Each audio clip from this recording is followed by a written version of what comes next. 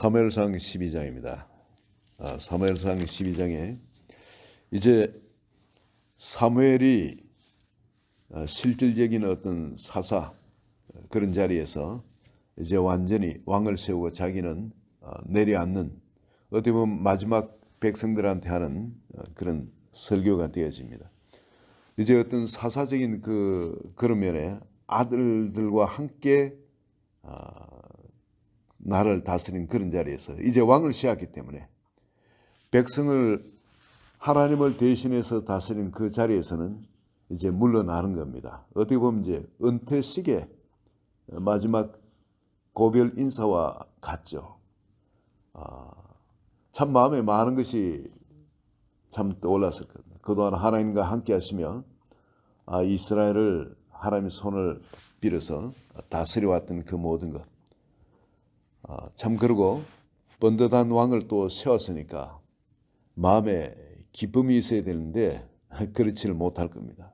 마음에 많이 안타까움이 있고 백성에 대한 앞으로 일어날 그 일에 대한 연민의 정이 그 마음에 있을 겁니다. 왜냐하면 이 잘된 일이 아니라 잘못된 일로 지금 들어가고 있기 때문에 그렇습니다. 사울이 괜찮은 사람이죠. 지금은 얼마나 멋진 사람입니까? 객관적으로 봐도 최고의 하나님께서 뽑은 그런 사람입니다. 그렇지만은 앞으로 일어날 일에 대해서 사무엘은 예감을 갖고 있는 겁니다. 이 백성이 어떤 것인지 그 백성들에 대해서 그 자신들의 모습을 볼 수 있도록 지금 사무엘이 경고를 하고 있는데 몇 가지로 경고하는지 우리 한번 이래 살펴봅시다.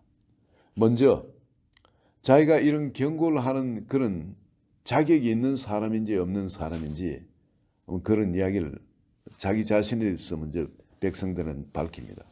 내가 언제 참 누구 소를 빼앗았냐, 나귀를 빼앗았냐, 누구를 속였냐, 누구를 압제했냐, 또 어떤 누구한테 뇌물을 받았냐, 그거 있으면 내가 갚아주겠다 이야기하라.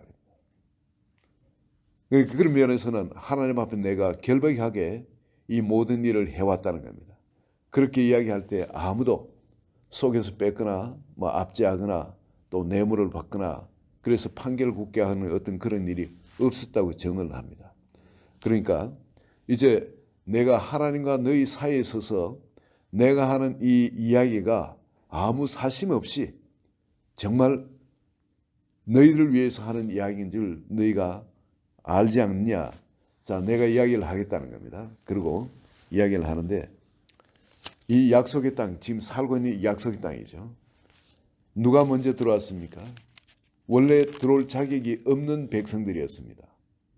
그런데 그 야곱을 통해서 이 약속의 땅에 들어왔다는 거죠. 애굽 땅에서 종노를 하다가 약속의 땅에 들어왔다는 거죠. 이 약속의 땅에서 마침내 엄청난 축복을 누리도록 하나님이 다 이래 해놨지만은 근데 그들이 구절에 보시면 그들의 하나님 여호와를 잊은지라 하나님을 잊어버렸다는 겁니다. 그렇기 때문에 하나님을 잊으니까 온갖 죄를 짓는 거죠. 그리고 그 다음에는 하나님께서 누구를 보내셨답니까? 누구에게 넘기셨다 그럽니까? 하솔 군사령관과 시스라의 손과 블레셋 사람들의 손과 모압 왕의 손에 넘기셨다는 이뿐입니까? 수없는 많은 적들한테 넘기셨죠.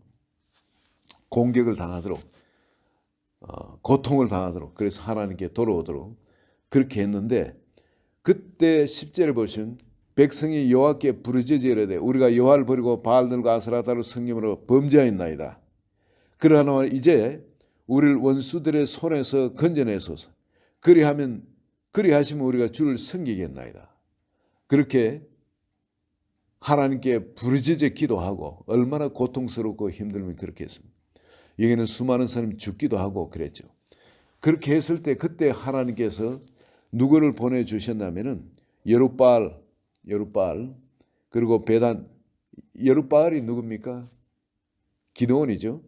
기드온과 베단과 입다와 나 사무엘 등등 수많은 사사들을 그동안 세워가지고 너희를 너희 사방 원수의 손에서 건져내사 너희에게 안전하게 살게 했다.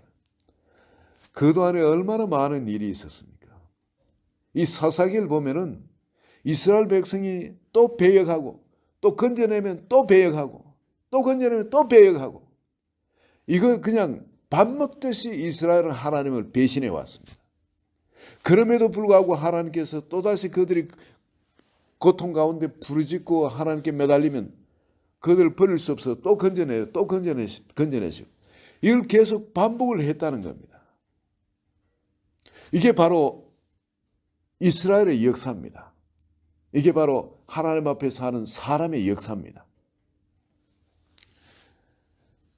그런데 12절에 보면 너희가 암몬 자손 왕 나하스가 너희를 치러 오는 보고, 암몬 자손이 치러 오는 보고 너희의 하나님 여호와께서는 너희의 왕이 되심에도 불구하고 너희가 내게 이르기를 아니라 우리를 다스릴 왕이 있어야 하겠다 하였도다. 하나님은 그들을 그 역사를 돌이켜보면 항상 하나님이 건져내셨습니다. 적이 아무리 크고 많고 아무리 위급한 그런 상황에 상관없이 하나님이 그들의 왕이 되셔서 그들을 돌보시고 건져내셨다는 겁니다. 오늘 우리 삶에도 마찬가지입니다. 그런데 암몬 왕이 쳐들어온 그걸 보고 이제 하나님 필요 없다는 거죠. 사사도 필요 없다는 겁니다. 하나님이 세운 사사도 필요 없다는 겁니다. 누구를 필요해? 자기 대신 나와서 싸울 왕이 필요하다는 겁니다. 그래서 왕을 구했는데 그러면 왕을 구하면 너희 이래 하고 저래 하고 너희 안 좋다 그래도 있어야 되겠다. 왕이 있어야 되겠다. 그래서 13절에 이제 너희가 구한 왕 너희가 택한 왕을 보라. 여호와께서 너희 왕을 세우셨느니라. 바로 이 사람을 바라는 거예요. 하나님이 세운 사람이 잘못한 것이 있냐. 누구보다도 겸손하고 누구보다도 왕감이 아니냐. 이스라엘 최고 미남이고 어깨 위에는 하나 더 있고, 그럼 한 2m 한 10 정도 되지 않을까 그래 보이죠. 그죠? 어깨 하나 더 있다면 1m 70 같으면 한 40cm 정도 더 큰 그런 사람 아니겠습니까? 그러면 이건 대단한 거인입니다. 여러분 길 가다 2m 10짜리 한 그 정도 2m 넘는 사람 잘 볼 수 있습니까? 그러면 인물이 최고의 인물이고 이스라엘에 잘난 사람이고 그 왕감이다는 겁니다. 그리고 실제 겸손하고 왕으로 세워도 그냥 행구 뒤에 숨고, 왕이 기름을 부어도 그냥 내가 그 일을 감당 못한다고 숨고, 남이 그냥 저런 자가 어떻게 우리를 구원하겠냐 비류가 욕을 하고 해도 그냥 그걸 온유하게 그냥 넘깁니다. 이런 사람입니다. 하나님의 택하면 실수가 없습니다. 그 왕들 이스라엘 사람들 중에서는 최고의 사람을 세운 겁니다. 왕감인 거예요. 자타가 인정할 수밖에 없는 왕감을 찾아서 하나님이 세우셨습니다. 사람이 원한 대로 하나님이 선택을 해서 세워주셨어요. 그런데 경고를 하는 걸 들어보시기 바랍니다. 14절에 너희가 말을 여호와를 경외하여 그를 섬기며 그의 목소리를 듣고 여호와의 명령을 거역하지 아니하며, 우리 백성들이 대한 이야기죠.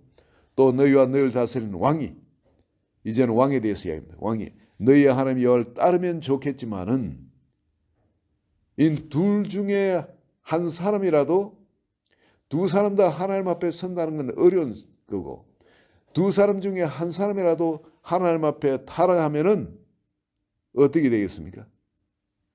나라가 어려운 가운데 들어갈 수밖에 없습니다. 하나님이 치지 아니할 수 없는 거예요. 15절에 너희가 만일 여호와의 목소리를 듣지 아니하고 여호와의 명령을 거역하면 여호와의 손이 너희의 조상들을 치인 같이 너희를 치실 것이라. 우린 약속의 백성입니다. 언약의 백성입니다. 언약의 백성인 만큼 하나님은 이방 사람들처럼 버려두지 않으십니다. 치십니다. 말씀 가운데, 하나님의 언약 가운데 우리가 바로 살지 않으면은 하나님이 우리를 치시는 그것이 사랑인 겁니다. 우리를 그냥 내버려 두시겠지. 아니, 내버려 두실 수가 없는 분이 하나님. 우리를 사랑하시기 때문에. 이스라엘 백성을 이렇게 영적으로 잠들어가면 이렇게 치셔서 깨우시는 것처럼 하나님께서는 우리도 잠들지 못하도록 하나님이 우리를 다스리신다. 그리고 이 왕을 구한 이것이 하나님이 우리의 왕이 되지 못하고 눈에 보이는 이것이 왕이 되도록 하나님께 구한 이것이 얼마나 큰 죄악인지 한번 봐라는 겁니다. 이제는 16절에 너희는 이제 가만히 서서 여호와께서 너희 목전에 행하신 이 큰 일을 보라. 오늘 밀베는 때가 아니야. 이때는 비가 안 오는 겁니다. 밀베는 때는 비가 오고 그럴 때가 아닌데 내가 여호와께 아뢰리니 여호와께서 우리와 비를 보내서 너희가 왕을 구하리를 곧 여호와의 목전에서 범한 죄악의 큼을 너희에게 밝히 알게 하리라 말씀을 하시고 그리고 하나님께 구하니까 하나님이 우리와 비를 보내버립니다. 여러분 타작하는데 보리를 베고 밀을 베고 하면서 타작 준비를 하고 있는데 비가 오면 이 말라야 타작을 하거든요. 시골에 살려는 사람이 잘 모릅니다. 이 보리나 밀을 베어놨는데 비가 오면은 이건 정말 큰일 납니다. 잘못 썩어버려요. 그게 논밭에서 이게 추수도 못하고 썩어버립니다. 이 말라야 이걸 갖고 와가 타작을 할 수가 없는 거예요. 이 곡식도 이게 바짝 말라야 타작을 하면 탁탁 그 줄기에서 떨어져 나와서 타작이 되는데 이 곡식도 마르지 않는 건 타작도 안 될 뿐더러 그걸 어떻게 하더라도 이 마르지 않기 때문에 쌓아놓으면 다 곡식이 썩어버립니다. 비가 내리고 하는 건 재앙이에요. 이스라엘 사랑 하나님께서 추수 때 된 비를 안 내리십니다. 그렇지만 이 비를 내리시겠다는 겁니다. 얼마나 하나님이 진노하셨는지 그걸 알게 해주시겠다는 겁니다. 그래서 여호와께 사무엘이 아뢰니까 여호와께서 그날에 우리와 비를 보내셨다. 그래서 사람들이 하나님을 크게 두려워합니다. 정말 내가 저지른 죄악이 왕을 구한 이 죄악이 얼마나 무서운 죄악인지 그때야 이 사람들이 다시 절실하게 깨닫습니다. 그때 하나님께서 이 사무엘을 통해서 다시 경고를 하시죠. 너희가 원하는 대로 해줬지만은 너희가 원하는 대로 내가 너희를 다스리지 않고 다른 대리자가 있어서 왕이 있어서 너희를 다스리도록 너희가 구했기 때문에 내가 이렇게 해주지만은 그러나 이걸 지켜라는 겁니다. 이 19절부터 사무엘이 부탁하는 말이 나옵니다. 20절부터요. 사무엘의 백성이 이르되 두려워하지 말라. 너희가 과연 이 모든 악을 행하였으나 지금까지 왕을 구하는까지 악을 행하였다. 그렇지만 하나님께서 선하게 가장 최고의 왕을 찾아가지고 너희 앞에 세웠다. 그렇지만은 여호와를 따른 데서 돌아서지 말고 오직 너희 마음을 다해서 여호와를 섬기라. 하나님이 우리에게 주신 그 계명이 뭡니까? 마음을 다하고 뜻을 다하고 힘을 다해서 너희 하나님 여호와를 섬기라. 사랑하라. 여러분 마음을 다하고 뜻을 다하고 힘을 다하는 것, 영혼 육을 다해서 우리 하나님을 아가페 사랑으로 사랑하는 걸 말합니다. 이럴 때 우리는 죄악 가운데 빠지지 않아야 할 수 있지만 여러분 우리가 영을 다해서 섬기는 건 뭘 말합니까? 우리에게 주신 말씀, 그 말씀이 우리 영 안에서 하나 되도록 그렇게 살라는 거예요. 혼을 다해서 이것은 뭡니까? 우리의 정신을 다해서 우리 생각을 다해서 항상 그 말씀을 묵상하고 그 말씀과 하나 되도록 우리가 연합하는 걸 말합니다. 힘을 다해서 하나님을 사랑한다는 우리의 육체입니다. 영혼육을 다해서 우리가 하나님을 아가페 사랑으로 사랑하라는 거예요. 여기에 약식으로 이야기를 했습니다. 오직 너희의 마음을 다하여 여호와를 섬기라 했죠. 이걸 더 줄여가지고 한 단어로 마음을 다해서 여호와를 섬기라. 자, 돌아서서 유익하기도 못하고 구원하지도 못할 헛된 것을 따르지 말라. 22절에 보면 여호와께서 너희를 자기의 백성으로 삼으신 것을 기뻐하셨으므로 여호와께서는 그의 크신 이름을 위해서라도 자기 백성을 버리지 아니하실 것이요. 그리고 하나님께서도 그렇지만 나는 너희들이 나를 뒷방늙은이 취급해서 내보냈지만은 나를 인정도 안 하고 나를 내보냈지만 너희들이 하나님도 뒷방늙은이 취급해가 내보냈고 나도 뒷방늙은이 취급해서 너희들을 다스리지도 못하고 관여하지 못하도록 그렇게 했지만은 하나님도 너희를 여전히 사랑하실 것이고 23절에 나는 너희를 위하여 기도하기를 쉬는 죄를 여 앞에 결단코 범하지 아니하고 선하고 의로운 길을 너희에게 가르칠 것인즉 사무엘도 백성을 떠나지 아니하겠다. 끊임없이 백성들을 위해서 중보기도 하겠다는 겁니다. 그러니까 너희는 24절의 마지막 당부입니다. 너희는 여호와께서 너희를 위하여 행하신 그 큰 일을 생각하여 오직 그를 경외하며 너희의 마음을 다하여 진실이 섬기라. 근데 만약 그렇지 못하면은 여전히 악을 행하면은 너희와 너희 왕이 다 멸망하리라. 이 경고를 합니다. 근데 이건 사실 그 이스라엘 사람들에게 그대로 일어난 역사적 사실입니다. 이건 구약 이스라엘 사람에게만 일어난 그런 역사적 사실이 아니라 오늘 우리 하나님의 자녀들에게도 동일하게 일어나는 오늘 현실의 우리에 대한 경고이자 우리에 대한 또 축복의 말씀이기도 합니다. 왜냐하면 이 이스라엘 사람들의 일어난 그 삶을 통해서 또 예수 그리스도께서 이미 우리에게 행해 놓으신 그 일을 통해서 이제는 이 말씀들의 완전한 것이 우리 속에 임했기 때문에 그렇습니다. 이제는 우리가 이스라엘 백성과 달리 왕을 삼아 놓으면 그걸 뒤엎을 수가 없습니다. 왕이 좀 엉뚱한 짓 하고 싫다 하면은 왕을 갈아엎을 수 있냐? 그러질 못합니다. 이제 왕이 우리를 압제하는 거기서 꼼짝을 못하고 당할 수밖에 없습니다.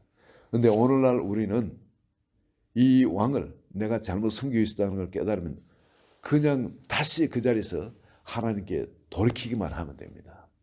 마음을 다하고 뜻을 다하고 힘을 다해서 하나님을 사랑하는 자리로 우리의 마음을 돌이키기만 하면 하나님은 다시 우리를 받아주시고 하나님이 바로 예수 그리스도께서 우리의 왕으로서 이 성령의 권능으로 우리가 세상 가운데 어떤 우리를 압제하는 적들의 공격에서도 그걸 돌파하고 이기고 승리하면서 하나님의 영광을 드러내도록 놀라운 영광스러운 삶을 살 수 있도록 준비해 주신 거예요. 오늘 여러분 우리 다시 이 말씀을 통해 우리 자신을 한번 돌아보시고요. 내 마음에 혹시 세상 사람들이 왕으로 삼아서 그걸 의지하고 그렇게 살아가듯이 내가 하나님보다 더 의지하는 것이 있는가? 내가 하나님보다 더 사랑하는 것이 있는가? 오늘 이 시간 내 안에 나의 왕이 누군지 다시 한번 돌아보시길 바랍니다. 그리고 사무엘이 이스라엘 백성들한테 경고하는 것처럼 마음을 다하고 정말 하나님의 음성을 듣고 하나님을 경외하여 14절에 말이죠. 만일 너희가 여호와를 경외하여 그를 섬기며 그의 목소리를 듣고 여호와의 명령을 거역하지도 아니하며 그러면은 하나님께 그렇게 해주시겠다 그러죠. 오늘 하나님을 경외해서 하나님의 음성을 들으시면은 그래서 이것이 이 음성을 나의 마음과 뜻과 힘을 다해서 이 아합의 사랑으로 사랑해서 그렇게 살면은 여러분 하나님께서 우리에게 약속하시는 모든 축복이 우리에게 일어나고 우리가 그 축복의 주인공이 되는 줄 믿습니다. 오늘 이 아침에 다시 이 말씀이 나의 모든 것이 될 수 있도록 말씀을 받으시는 그런 복락을 누리시기를 예수 그리스도의 이름으로 축원드립니다. 하나님 아버지 감사합니다. 항상 주의 말씀이 길이고 또 진리고 생명인 줄 믿습니다. 우리 발의 등이고 우리 길의 빛이 되심을 감사합니다. 오늘도 우리 마음을 이 말씀이 환히 밝혀주셔서 전심으로 주님을 사랑할 수 있도록 그 왕된 자리에 다른 것이 들어오는 것이 없도록 혹은 어느 누구도 왕으로 삼지 않고 나를 왕자리에 올려놓은 그런 어리석음도 범하지 않도록 오늘 전심으로 주님만이 제 왕이며 또 주를 경외하여 음성을 듣는 그런 자리에서 오늘도 살아가기를 원합니다. 우리 마음을 주장하여 주소서. 예수 그리스도 이름으로 기도합니다. 아멘.